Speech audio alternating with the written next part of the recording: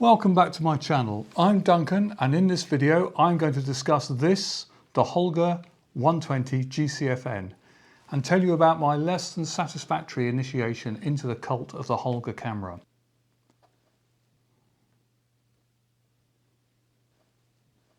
Now, I've been aware of Holga cameras for many years, and I know there are lots of photographers and artists out there who are dedicated to these diminutive pieces of plastic. But until recently, I've never actually owned one myself. I have used other toy cameras, including this Blackbird Fly, the Lomo Constructor, and my personal favourite, which is the Riseski TLR. But I've had no practical experience with Holgas themselves. As I say, none until recently. Now, I came across this Holga in a flea market. It was in its original box, seemed to be complete as far as I could tell, and working, shutter fired and so on. And it was marked up at a mere 20 quid, about 25 bucks. So I thought it was worth a punt. As it turns out, probably not my most astute purchase. I think the lesson here is do your homework. What I didn't realise at the time was that there are lots of variants of 120 Holga out there, and some, I'm going to argue, are a better bet than others. Put it this way, had I known then what I know now, I might just have walked on by and left this one on the stall. So this particular variant of the Holga has the designation 120 GCFN. Breaking that down, 120 refers to the size of film, 120 roll film, G for a glass rather than plastic lens, and CF refers to the built-in colour flash. In the box I also got some Holga filters, but frustratingly no filter holder, and a strap. Back home I started researching and I managed to find an online PDF of the original instructions, and through this I realised I was also missing the 645 insert, which would have allowed me to shoot 16 frames on a single roll in a rectangular format. Without it, I'm restricted to shooting square format 6x6. That's no biggie, I can live with that. What's proved more of a disappointment, however, is the flash. Now, the Holga 120 GCFN offers a built-in flash, and with the ability to dial in coloured filters over that flash. We've got a red, blue and yellow, and then a clear white, if you like, clear white flash. As such, it promises some groovy flash effects. Great, if the flash actually works. Now, I fitted a couple of AA batteries, fresh AA batteries. They locate here behind the 6.6 insert. I switched on the flash, waited for the ready light, and then pressed the shutter. The flash fired once, and once only. After this, it has failed completely. Now, through my research, I've discovered there are some known issues with the flashes on these cameras. I've read about some users who have had problems with these contacts down the bottom here. This can be doubly annoying if the battery becomes dislodged or shifts while they're halfway through a roll of film, because you can't fix it until you've finished that roll, so no more flash on that roll, and that can be frustrating. Anyway, that isn't the issue I've had with my camera. I've also read that circuitry in these built-in flash Holgas can spontaneously and for no particular reason just expire. And I think that's what's happened to my camera. I've tried my damnedest to get the flash to work. I've even had the camera in bits, but nothing. The flash is completely dead. Now, to say this is disappointing would be an understatement. The reason I was tempted by this camera in the first place was the promise of flash. Let me expand on that a little bit. The Holga, pretty much like any toy camera, has a very limited exposure control. Essentially, it has two shutter settings. It has N, which is a fixed shutter speed of around 100th of a second, and B, or bulb, a setting for time exposures. It also has limited aperture set controls here. The settings are symbol settings. We've got a sun symbol, which gives us around f11, and a cloud or shade symbol, which gives us around f8. In reality, these differences in aperture size are marginal and of no real consequence. It would be far more useful if the two values were further apart, f11 and f5.6 for example, or even f16 and f8. For the most part, I've just left it set to cloud or f8.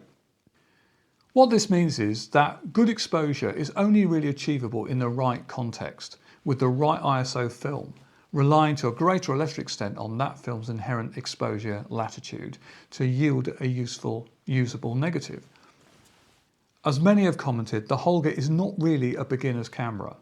I've witnessed on more than one occasion the frustration of my students who have bought Holgas or similar cameras, seduced by the appeal of the lo-fi camera culture, and losing faith as the majority of their shots simply don't come out.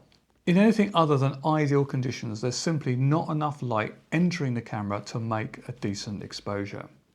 If this camera then has a shutter speed of 100th of a second and an effective aperture value of around f8 or f11, then using 100 ISO film on a bright sunny day or 400 ISO in overcast conditions should give a reasonable result.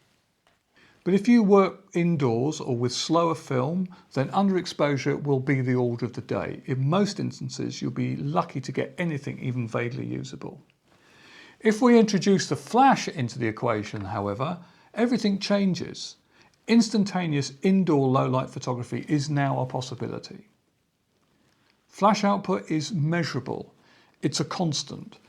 If we know what the flash output is, then we can work out the optimum subject distance for a given aperture size with a given speed of film to achieve a correct exposure. Now, let's put this back together for a moment. I haven't managed to ascertain what the guide number is for this particular camera, but anecdotally don't expect much. I understand it's not very powerful. If you know what this guide number is for this camera, please share this in the comments below. Of course, if the flash was working, I could measure it with a flash meter, but I'm not bitter. Additionally, you can use flash in conjunction with available light as fill-in or for flash effect. Flash could be a way of ensuring that you achieve a reasonable density of negative in pretty much any context. When I found this camera, I was immediately drawn to the potential for working with flash. Not necessarily with the colour flash, although undoubtedly I would have given it a go if I'd had the opportunity. Because this version of the Holga has the flash built in, there's no hot shoot, there's no option for an external flash unit. But as I've discovered the hard way, the flash in these cameras is unreliable and prone to failure. I have used this camera without the flash, with both monochrome and colour film, and the results are actually pretty good. I've achieved well exposed and detailed negatives, in the right lighting conditions of course. In fact, these images are quite sharp, certainly in the centre. But this in itself is kind of disappointing.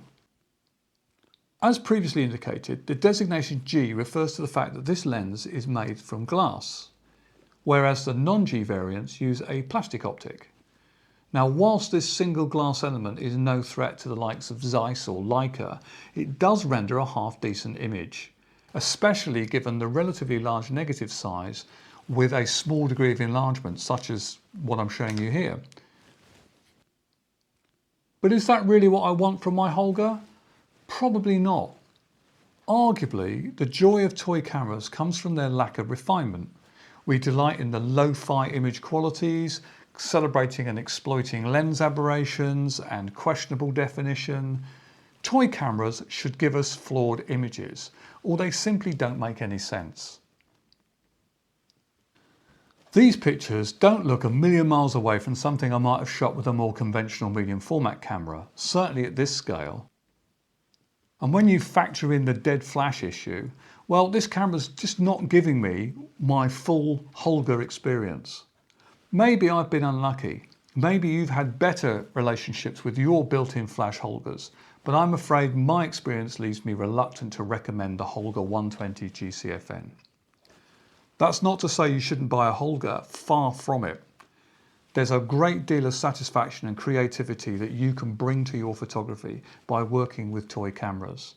And the Holga 120 is as good a toy camera, good a choice as any.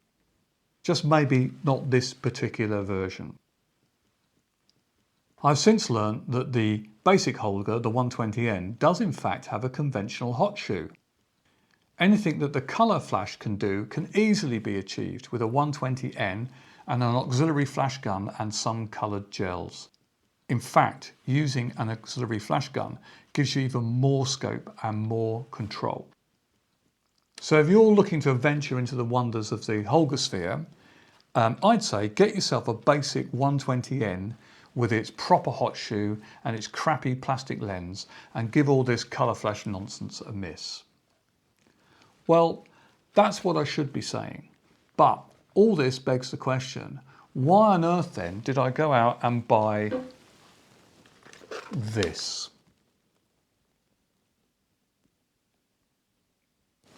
Okay, that's it for this one. Thanks for watching. Like, comment, subscribe, hit the notification bell, and more content like this will be coming your way soon.